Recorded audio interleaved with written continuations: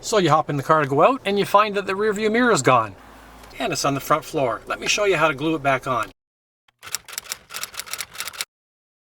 So first thing you want to do is go to a hardware store or an automotive store and buy yourself a rear view mirror adhesive kit. And just so you know, this is not a paid advertisement for Permatex. I've used different glues over the years, and in my opinion, this works the best. And just so you know, crazy glue, epoxy, silicone, they all fail. They don't work. And the next thing you want to get is one of these little razor blade scrapers at the hardware store. So I'll show you how this little piece comes out right here. So just flip it over and there's a screw right there. So just take your screwdriver and give it a couple of turns and it'll slide right out. Now the next thing you want to do is just take the rear view mirror the way it actually was on the windshield and place it back up there, and then look at the back and determine which part is up and which is down. In my case, that rounded part, it faces upwards. Now let's take our little razor blade scraper and scrape off all the old glue. Now what I'm suggesting is that you leave this in the mirror. That way you've got something to hold on to while you scrape it. If you've just got this little piece in your hand, this is a rather sharp blade and you could cut yourself. So just leave it in there for support and scrape away. It does take a little bit of work to get all the glue off, but once you feel that there's no more high spots on there and it's nice and flat, that's it. So in my car, we've got this little black patch. That way I know exactly where that piece of metal is going to go. But if you don't have that patch on your windshield and it's just plain glass, before you scrape it, go outside with a piece of masking tape and put it on the windshield on the outside. That way you know where to put the metal right on there. Then later on you can just pull the masking tape off. And now do the same thing to the windshield.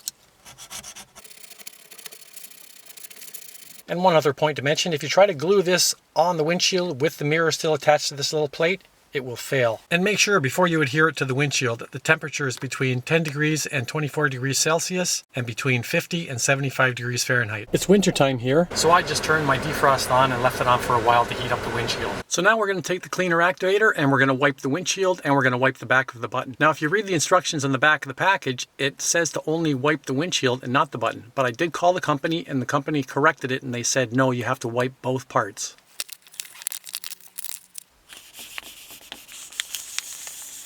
Now before we put the glue on, this is where you want to remember which way it went on the windshield. Remember, mine was the round part up and the flat part goes towards the windshield. So if you do happen to put it on upside down and it's stuck to the windshield, don't attempt to get it off, it'll break the windshield. Just go and buy another button and put it on beside or above the one that's already stuck to the windshield, because if you put it below it, you won't be able to put the mirror on because the piece on here will prevent it from sliding on. So now just take the adhesive, open it up and put one drop right in the center of the plate and then put it on the windshield and apply firm pressure for 60 seconds.